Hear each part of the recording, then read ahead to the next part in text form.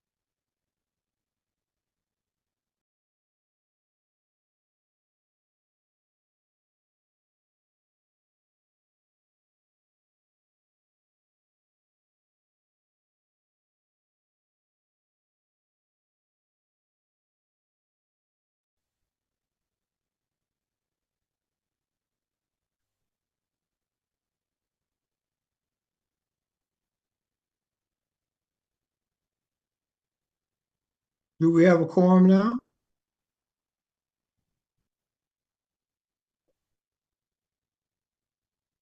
Okay. Put everything on it, Jeff.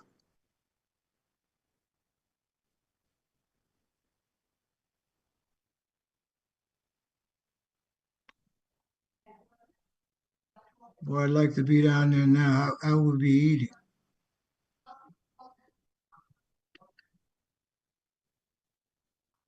Yeah, see, there you go.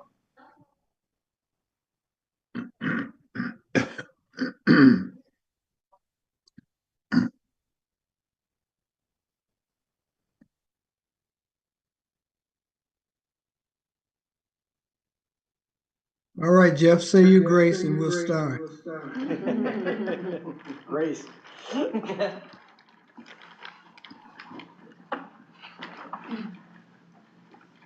We want to open the executive committee meeting. I think I have the agenda somewhere here. Let me know if you need me to send it. I'll open eye.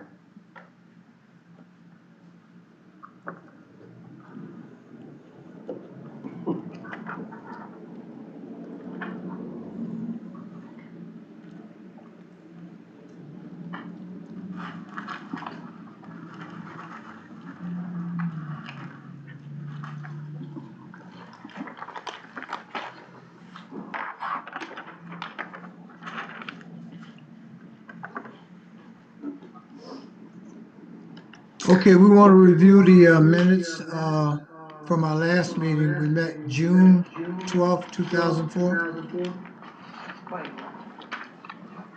Says Need a motion to accept those minutes. I'll move it. I'll second. Can we get a second? I'll second. Eric. All right, all in favor? Aye. All right. We want to talk about the MCIDC modernization plan. We've got on here the revolving loan fund parameters and a revised equipment rebate program. So Anna, why don't you take us through this here? Thank you, Hanif. And I want to thank and recognize Sharon Ramirez. She's here. Sharon has been working, gosh, how many decades now have you been working? 24 years Sharon has been with the county. And obviously MCIDC has been around since 1962. So Sharon's been around longer than all of us with this storied institution. Sharon's going to speak to, when I get around to talking about the incentive program recommended changes. I'm going to put Sharon in the hot seat to talk a little bit about some of her insights. I'll run through the highlights of what we're proposing changing. Sharon's made some great recommendations about kind of what's been confusing about collecting payment and job data, how to simplify the process, etc. So we'll get to that in a minute. I'm going to first talk about the revolving loan fund and establishing some parameters. So you're all aware that MCIDC historically has had a revolving loan fund that has existed to serve businesses that, for whatever reason, haven't made it through the 504 process. The 504 process can be a sticky one, and sometimes the SBA might not issue an approval, something could get lost in the weeds, and there are valid projects that we want to help further, and we've historically leveraged the revolving loan fund on an ad hoc basis to address those needs, but we also historically have not had any written parameters around what the revolving loan fund entails. There's nothing in writing that states that we basically have a revolving loan fund and here are the rules, here's the fee schedule, et cetera. So what we're proposing today is the adoption of a policy to build parameters around a revolving loan fund. I'll just kind of rattle through some highlights from what we're proposing putting into this policy, and then we can open it up for discussion. It's basically working capital, fixed assets, inventory and receivables, amounts up to $250,000 with some verbiage here that allows the board to change that amount on an ad hoc basis depending on the project. Job retention we're proposing should be required, and job creation is preferred but not required. And that's because of the fact that we want to primarily serve businesses that could be struggling. Fixed interest rate to be determined by MCIDC. Historically, the revolving loan fund has not had any specific interest rate attached to it. It's been a decision that's made by the board on a deal-by-deal basis. And guarantees will be required for all owners of 20% or more, underwriting by our staff, $250 application fee, $2,500 attorney's fees, with filing and recording fees, and then the approval process would again go through the loan committee and the MCIDC board. So just again to sum it up, we're looking at establishing some black and white parameters around our revolving loan fund where they didn't exist before, and we have an eye towards 2026, 2027 when the fiscal recovery funds that we are in receipt of for the microloan program have to be expended by. After the end of 2026, that microloan program effectively becomes a wholly owned product, I guess, of MCIDC, and so we can leverage that resource with the revolving loan fund and ultimately with our 504 portfolio to create a more robust life cycle of lending and borrowing for the small business community, all within our control. And I want to thank Allison and Robin for putting a lot of thought into this as well. This stems from conversations that we've had with the board, questions about different deals that have come up through the years, and we thought to avoid any gray area, we'd like to put something in writing. So with that, I would love to open it up to your questions, comments, and we can have a discussion. I got a question. With these parameters that we're putting around the revolving loan fund, who and how do we monitor that? There were a lot of things that were in there that you had. I mean, I agree. We shouldn't have job creation as one. I remember we used to have that. But I don't know if there's anything in there about retention. How does one keep an employee? But for all of the things that you've mentioned, who monitors that, and how will it be monitored?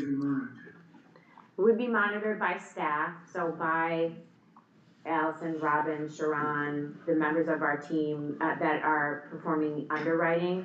To your question about retention, we don't have anything specific here about percentage of job retention or specific number of jobs expected to be retained. I think expectation is for that to be determined on a case-by-case basis, So if it's a Mhm. small business, it'd be a smaller number, if it's a larger business, a larger number, et cetera. We are not gonna be actively promoting this program as something that you can, say, apply for on our website. This is gonna be something that will come up in the context of our meetings and discussions with businesses and bankers. And we will offer it where we believe it's appropriate.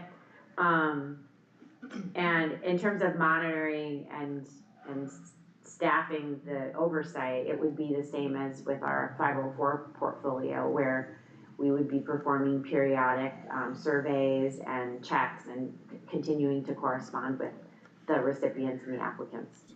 So we're using this like a tool in a bag. Mm-hmm. Okay. Because I was I- thinking that we have the county exec announce it, put bells and whistles around it, and ask anyone that needs a revolving loan to step right up. But that's not a good idea, huh? Not necessarily, I mean, I'm with you, I think that would be really wonderful if we could, shout it from the rooftops. Right. But I think the long game is, as we build out our microloan program, and thanks really to Allison and the staff, we're in full compliance with the ARPA expectations. That it's a really well-performing program, the Monroe County Micro Advantage Fund that MCIDC administers. Like I said, those dollars, it's a $5.8 million loan program. The dollars that flow back into MCIDC from those loans effectively become the property of this entity after the end of 2026. So we can leverage those resources to further build this out, so we have like more of a life cycle. You come to us for a microloan, you grow a little bit, maybe you don't quite qualify for a 504 yet, but you need more resources. We can talk to you about a revolving loan fund, and then continue to work with you up until you're ready for a big capital purchase and a $5 million 504 project. When you say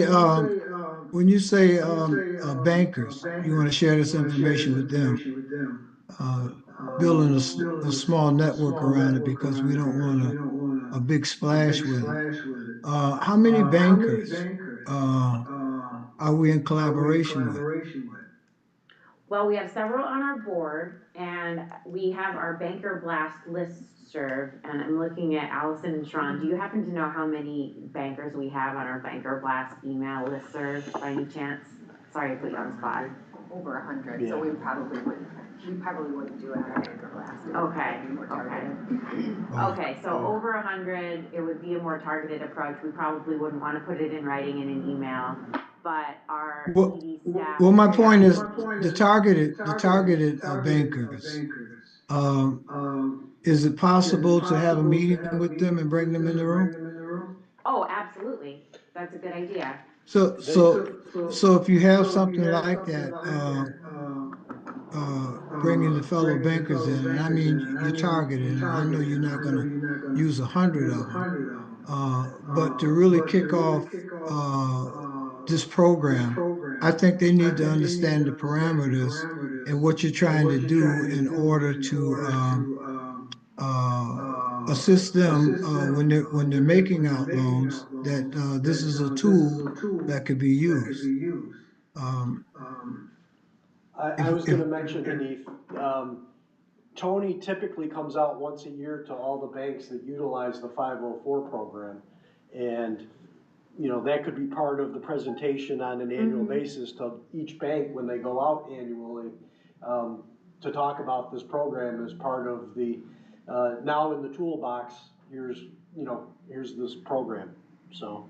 Yeah, I was just gonna say Tony and Craig primarily are the stewards of our relationships with the bankers and the lending community, and do set up those meetings periodically. So once this is adopted by the board, we're gonna incorporate it into some aspect of our presentations and what we share with bankers. But as I said, we're not going to set up any kind of promotional tool or an application on our website, because we want to leverage this resource inappropriate circumstances and not necessary, because limited dollars, obviously. How much do we have in our revolving loan fund currently, Allison?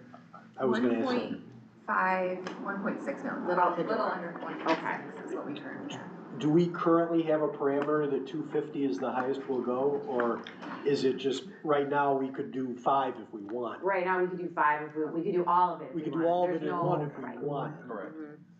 And this 250 limit is, has the ability to be waived by the board. Okay. So to the So extent we need if to. a project came up that we thought had merit and we wanted to participate in, Right, we could go higher than the 250 if the board approved. Yes. yes. Because you never know when you're gonna get a very Right. unique project. Like I always mention Taylor Square, that was a really unique project, a really acute need for resources. And we stepped in to support the deal in a very significant way. That was not lucrative for MCIDC, not that we're here to make money, but, you know, with an eye towards projects like that, we wanna make sure that there's gray area within the parameters that we're building for ourselves so that we can waive that cap if we need to. Well, it sounds good, but it also sounds like we're gonna keep it a secret, but,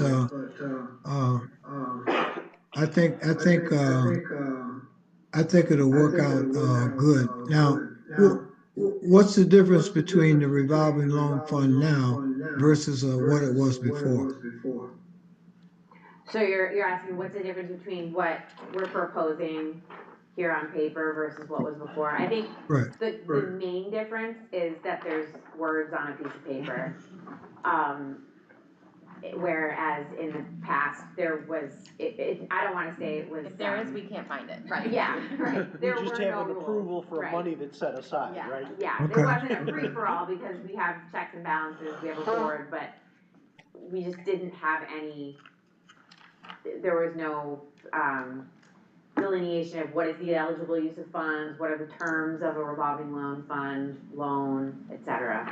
Yeah, I think our intent here, Hanif, was just to formalize the Right. revolving loan program into something that could be referenced, on a go-forward basis. So if and when we get a request, we can go back to this and make sure that it fits within our purpose, and if not, you know, if we need to deviate, we have the ability to do that. Okay.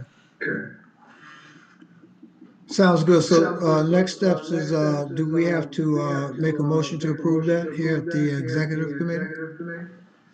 We can do. We're making a recommendation to the board? So I don't know, Carmen, if we were gonna do, the motion, cause I'm gonna talk about the revised equipment rebate program as well. And I don't know if we were gonna like I would do them separate. lump them, okay, so yeah, we can do that motion separately, Penny, sorry. Before we do any motion, just the one thing on the job retention, the way that's kind of worded, for job retention required, do we want to really use the word required, or do we want to also imply that job retention is important, but required means that we have to monitor it, and we have to make sure that they still have the same number of jobs? Right. I'm not sure. I'm not worried We about wanna tie our monitoring it, I'm hands. worried about like, if they don't, yeah, what do we do if they don't meet it? Right, well, that's the Yeah. biggest thing, yeah. Right. I mean, if we're monitoring it and we find out then what will we do? Right. We tell them to get a loan back. Tell them you're in violation of your loan. Yeah, that's a hard one right there because, you don't have anything that, you can, you know, put your hand on it, but maybe if it's worded that, this requires, strong retention of your employees, something like that. I mean, Existing I just think that's the way that you word it because, that's not a thing that you can enforce. Preferred. Preferred? Eric suggests perhaps we replace required with preferred. Or, Barry, can I ask? Let what- Barry handle it, you know, I'll let cause Barry opine. he's supposed to be our hammer, you know? Sure. A couple of thoughts that are all possible here. I think for the general loan program parameters here, we could say that, you know, we could add a word basically before to say, you know, job retention. We could say it's either expected, or we could put a percentage if we wanted to, like a minimum of 80% jobs required to be retained. I think that the issue here is, at least the way I was looking at it, was if you're gonna request potentially a below market loan, you should, in theory, be retaining your existing jobs. Do we want to support a situation where we have a loan outstanding and maybe they're laying off people, right? That's a public perception issue for the board to consider, Exactly. not illegal. So that's why we started with required. Of course, we can soften that language, you know, change a little bit to say a, you know, high percentage will be required to be retained. What are your avenues to enforce that? Obviously, you could default the loan, but if we don't want to do that, perhaps there's a sliding scale where the interest rate would go up to the extent you don't meet the requirements. Default interest rate. You fall below. And that way that could be changed over time. Again, I don't think the interest rate changes necessarily need to be in here, because the interest rate concept is determined by MCIDC. So I don't think we have to tip our hand for what our plans are there. But happy to revise this based on this discussion with the sort of job retention and softening that a little bit, and turning it around for the board meeting tomorrow. Okay, let's put that motion on the floor. So this will be a motion to recommend approval of the MCIDC's loan program as modified regarding job retention. I'll move it. A second. We need a motion. Yep, we got it. All in favor? Got it? Yep. All right. What's the next one, Anna? The only thing I'll add on this was that this was done with Barry's help, Greg's help, Tony's help, like, all the people were at the table. Well, you pay them. They should help you. Exactly, we got our money's worth. That's right. All right, so the next item on the agenda is to discuss a revised equipment rebate program. Since the 90s, I think at least the late 90s, MCIDC has administered the Great Rate, Great Rebate, and Manufacturing Rewards programs. I introduced Sharon earlier. Sharon's been working on these for many, many years, and has provided Allison and Robin and the team with some really excellent insights about issues with efficiencies, lack of efficiencies, really primarily businesses coming back to the well over and over and over again, which showed us at the staff level that the incentive programs weren't really incentivizing new activity. They were kind of being taken advantage of by some businesses that just kept coming back over and over again. We did a few years ago institute a change where we capped the number of great rates, great rebates a business could have out at any given time.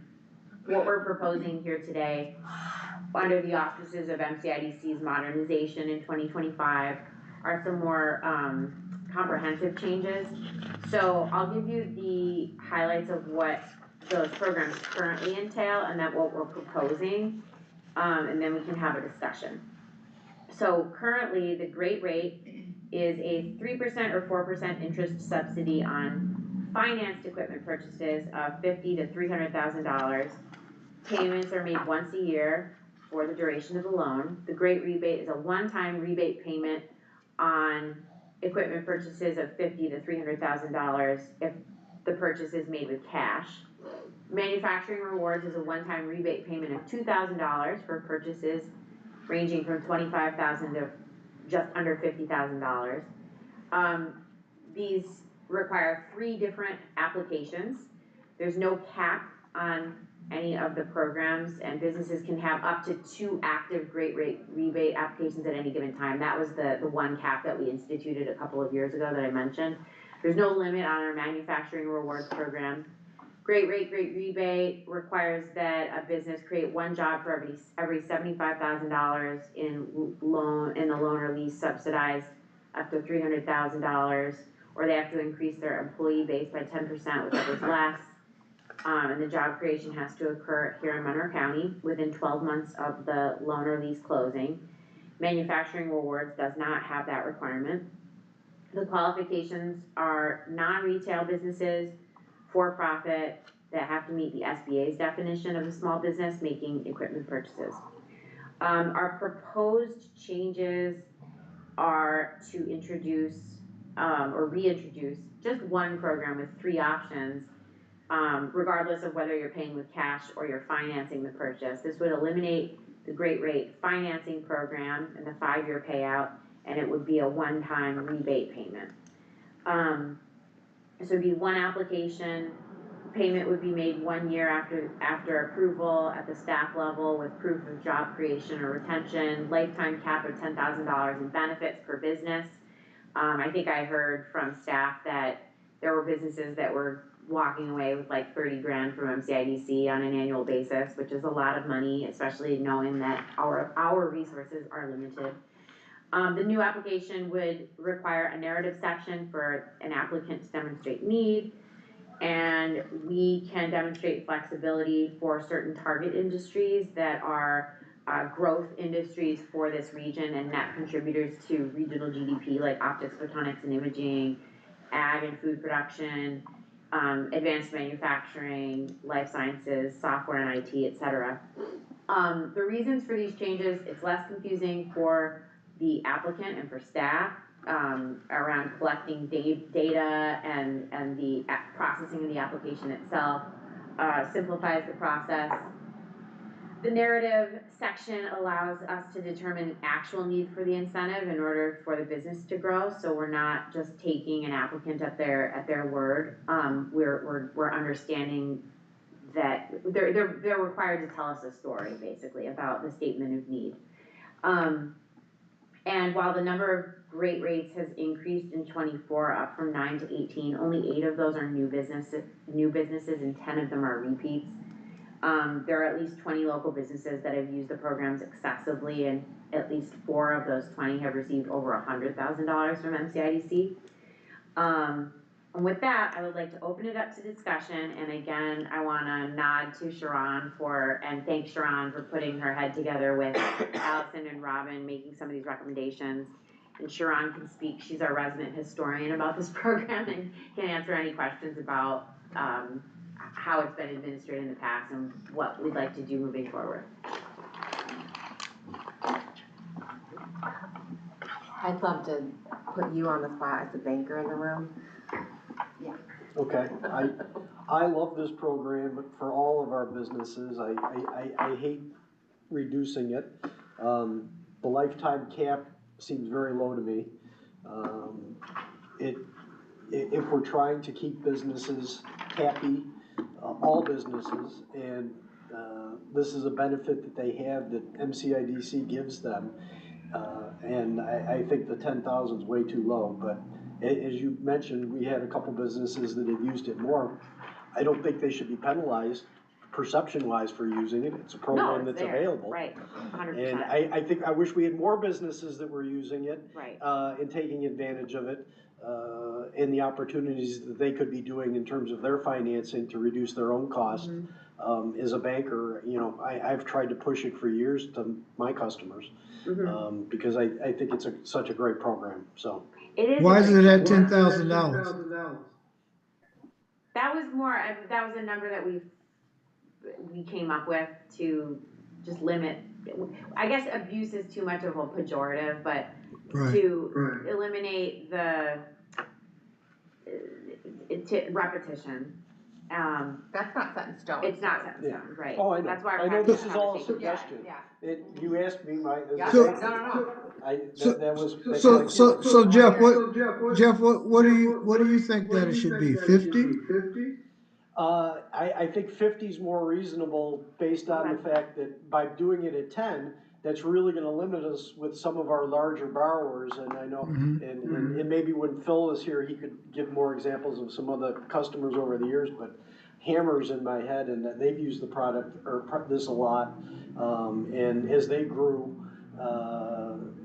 you know, that was a great benefit to them as they grew with these huge machines that they financed and bought, which created jobs and opportunities for other businesses in town.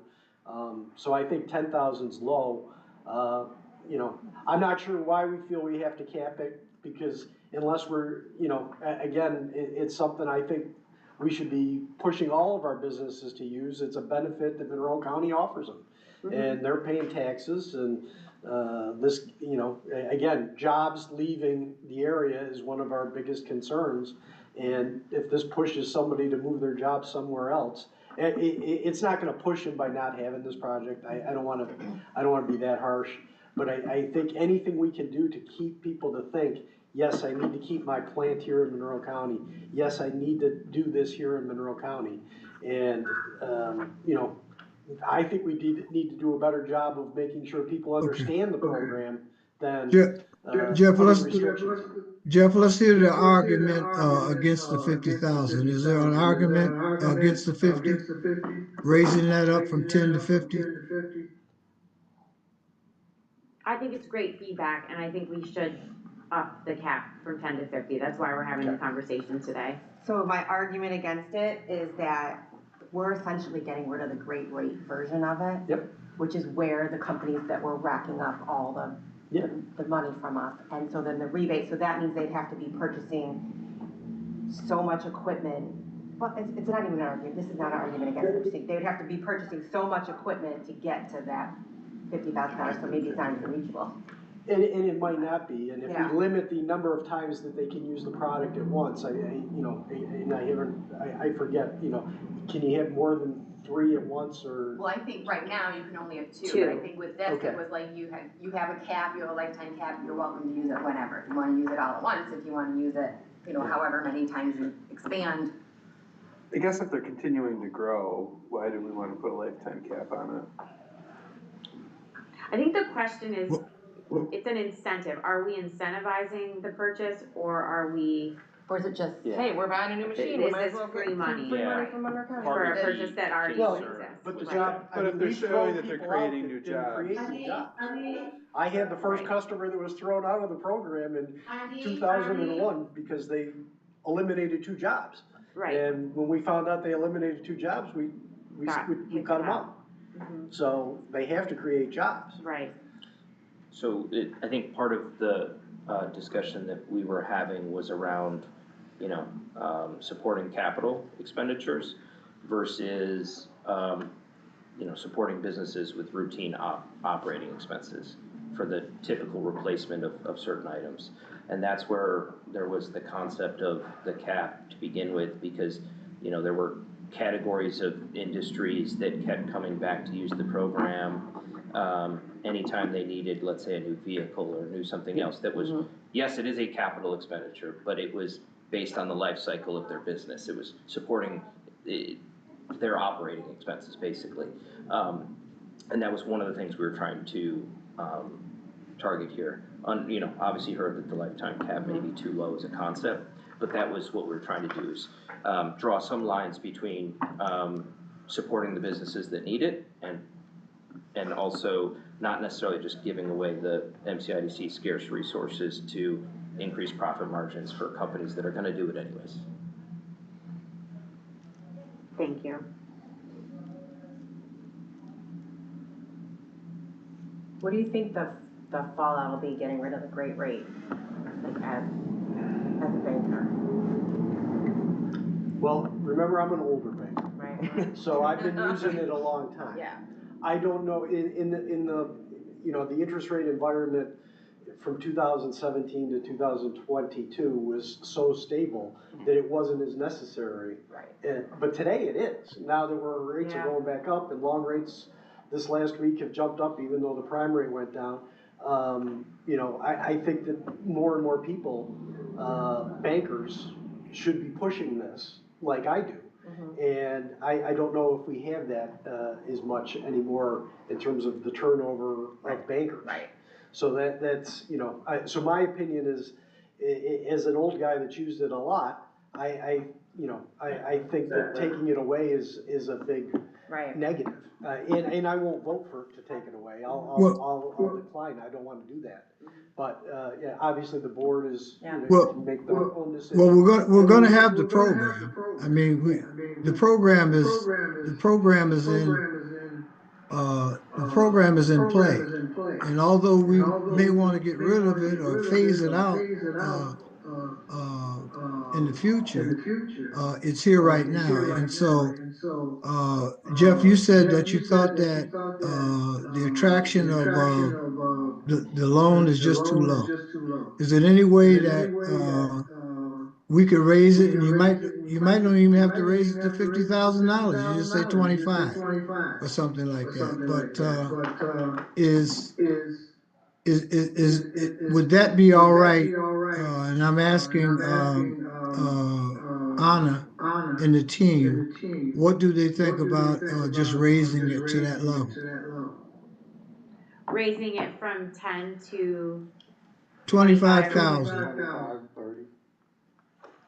I'm gonna look at Allison and Sharon to share some thoughts, because they put a lot of blood, sweat, and tears into this analysis. I think, I'm hearing what Jeff is saying, and I don't want to inadvertently take something away that perhaps is incentivizing job growth in this community that we're not measuring or not fully understanding, but I also don't want MCIDC with limited resources. I don't want us to merely exist to subsidize, private interest rates that, rates of interest revenue collection that the banks are taking in. Are we subsidizing the banks, or are we helping the businesses? So with that, Allison and Sharon, can I ask you to put some 2 cents into the conversation? And I'm sorry to put you in the hot seat. It's okay. I think the spirit of the program isn't necessarily how it's translating into actual day-to-day. I think there's a lot of loopholes that people get through to be able to get their stuff through. The idea of it is your business is growing, you wanna create a job, we give you some money to either help you with your interest or give you a rebate, and I just don't think that that's how it's really being utilized. So if we can come up with something that actually helps us to administer a program that does what our intent is, I think that's more of the goal here, is that we really wanna be able to take these small businesses who need some assistance in their growing and figuring out how to help them with that. As opposed to, like Barry said, spending money on something that they would have spent money on anyway. Well, I mean, under the great rebate, we have, one job for every 75,000 in loan. I mean, how many people do we have to kick that out each year? Do we kick them off? Because they're not creating the jobs. There was an issue during COVID, and we did exceptions obviously. for that. I don't think it's that often. That people don't. No, I think the spirit is. So if the We're spirit is that incentivizing. we're looking for job creation and they're meeting that criteria. We want to I guess- incentivize behavior that wouldn't take place but for our incentive program, Yeah. if that makes sense. Yeah, I mean, the original reason was told to me when we were selling the product as bankers was, okay, if you don't have this interest rate subsidy, you're not gonna buy this piece of equipment that's gonna add 2 jobs. So if you get this, it makes it easy to cash flow and it allows you to do that, and you are gonna create 2 jobs. And if you don't create the 2 jobs, then the interest subsidy goes away. Right. So, Honey? I think That ambient sound. That's a valid point. the historian, what are you thinking? Why are you so excited?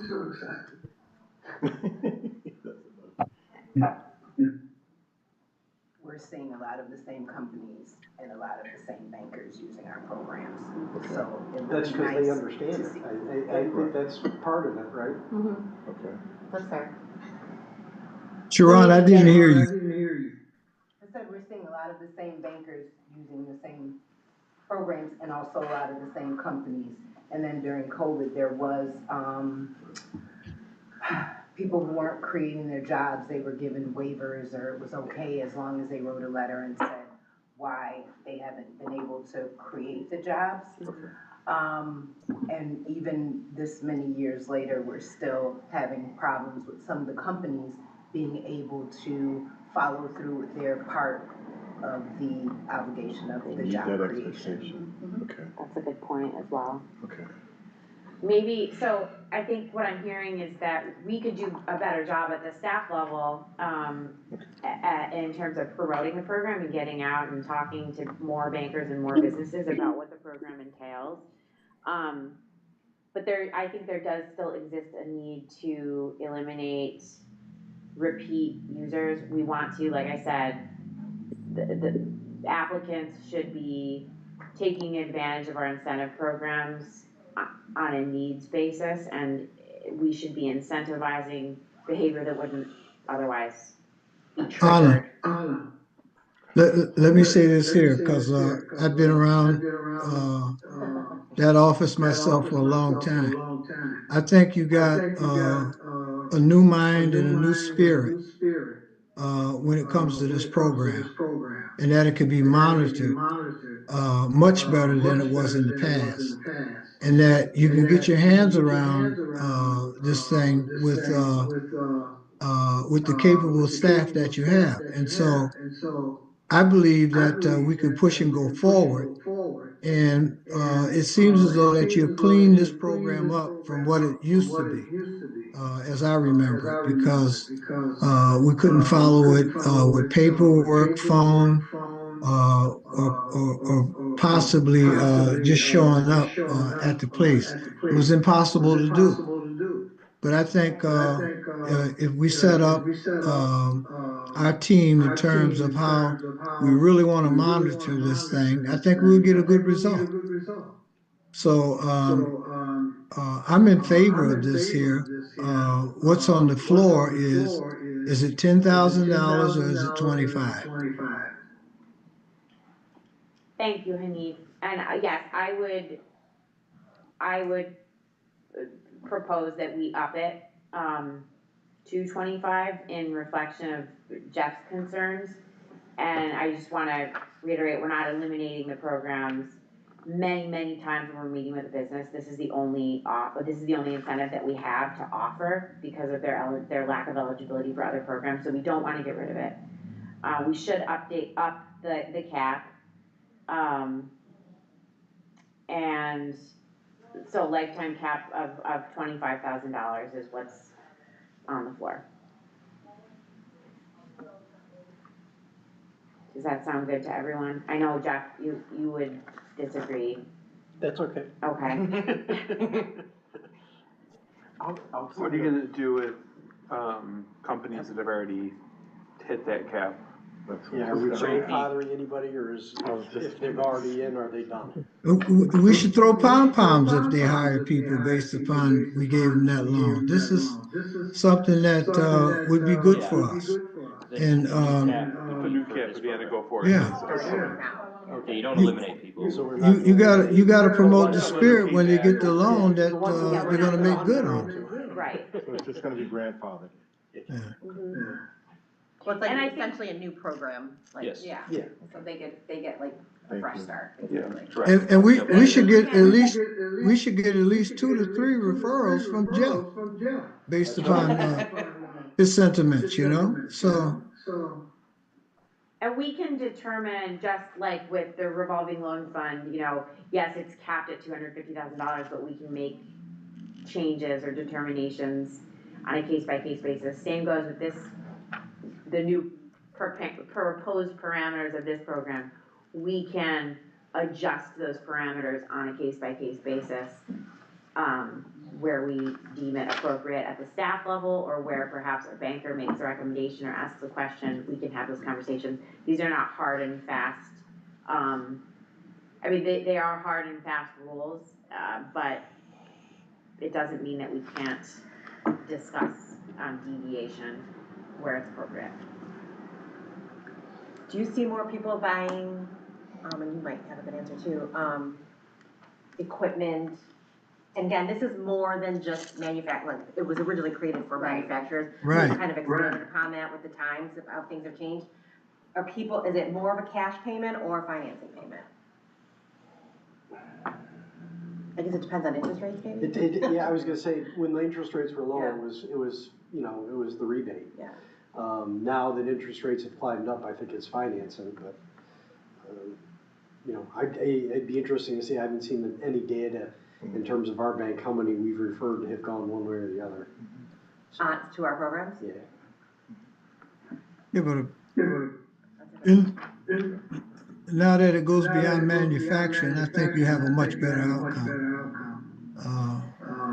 Folks would need that. Get a person that has a restaurant or anything like that, if they're eligible for it. They're not eligible, right? Correct, non-retail. But I think one of the thoughts was like software or technology, those kinds of upgrades that people need to be able to make, and that wasn't something that was sort of included before, but that's a new, obviously, a new that's good. since the late Right. eighties. And that's really good, You know? yeah.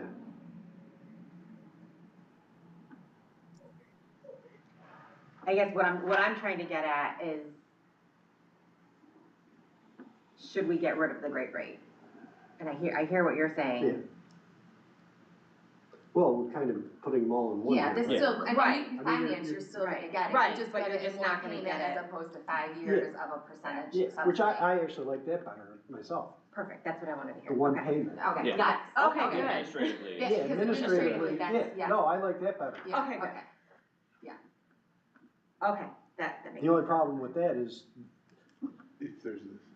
if somebody, you know, job creation, like, you know, my first customer, the first customer that got kicked out because he eliminated 2 jobs when he bought his new equipment instead of creating 2 Right. jobs.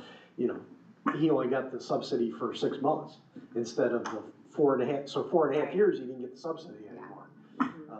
You know, if we give him the money right away, the money's gone. Well, 1 year.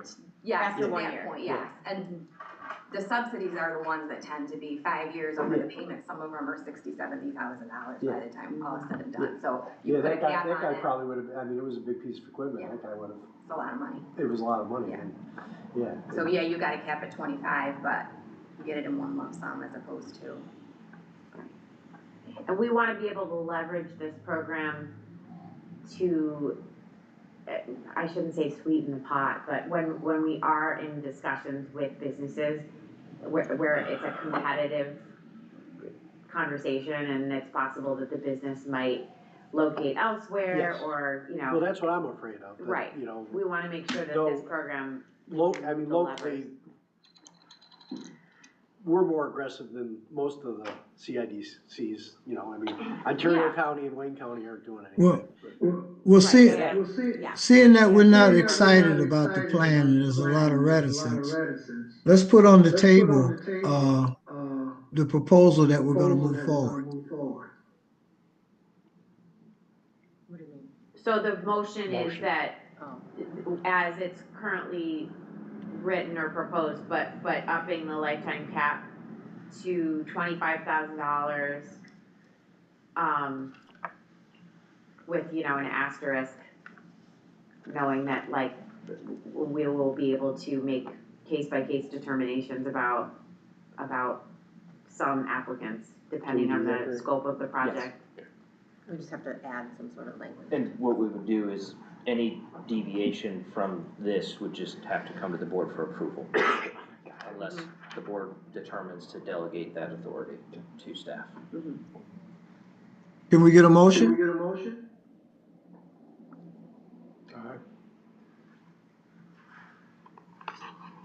Eric moved that. Is there a second? I'll second. Zach? All right, this program here, boy, I'm telling you, I haven't heard of a program that doesn't have any enthusiasm behind it, but this one right here, oh my God. Let's hope that it works out. I mean, I don't know if we need a stunt gun when someone signs the paper for the loan, you know, just to zap them one time to tell them this is what they're gonna get if they don't pay it. But I think you got another tool in your box right here, and you gotta look at it that it's a new day and, the monitoring, if we jump on it, in the beginning. And, I don't know if we have the time to do it, but, we should visit these places. So let them see your face. We wanna look at your equipment. We do that, we do site visits, you know, We inspect there's the equipment, yeah. proof of purchase, site visits happen. Yeah, and we'll have to roll out a whole, like, to what you guys were saying earlier, a whole marketing Yeah, campaign, if you will. Right, Mhm. because that's, the banker blast Yeah. gets this all the time. Right, Remember, guys, great rate, great great rebate. rate, great rebate. Right, We're gonna, like, talking about the name, so what is the name? Is it small business rebate program, is it great rebate program, you know, I don't. the great rebrand. Call it free money. Free money. The free money program. We're never gonna get it back. We realize, you know? But, no, I just think, I think that it's, I think that it's good. And, I think that there's a lot of anxiety behind it based upon how it was ran before. But you all didn't have, a lot of say-so in it. And so the folks that were up over us at the time, they didn't have the foresight or thought that you have now. So you've embraced the program. You know what was wrong with it. You looked at it to see where you can improve it and fix it. So we should stand behind it with a lot of enthusiasm and just take it out in the community. Thank you, Hanif. Yeah, here. And a lot has changed about the local and regional economy since the program was introduced, up until today. Obviously, COVID was a big disruption.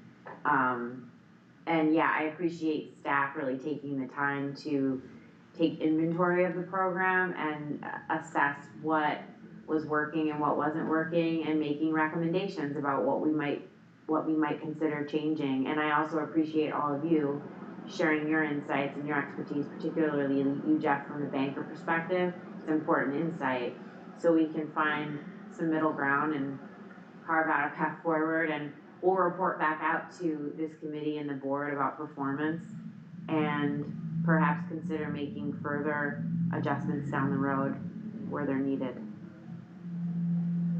Well, you got the right minds that you wrapped, around this program, because it has been around a long time, but it has created a lot of anxiety because, it was almost near impossible to, monitor if we were reaching those goals, you know? So, listen, hats off to you, Sharon. I don't see you there, but, you've been on this for a long time to try to get this changed. All right. So, I think you got somewhat of your hands in it, and, I think we're gonna do good with it. As with all of the other programs. So, is that it for the executive committee? You got anything else on it? I don't think we ever voted, did we? Motion and second, so no, we never We voted. never voted. All in All in favor? Aye. Anything else on it? No, I wish everyone a happy new year for the record. I think this is the last day we can officially say happy new year, so.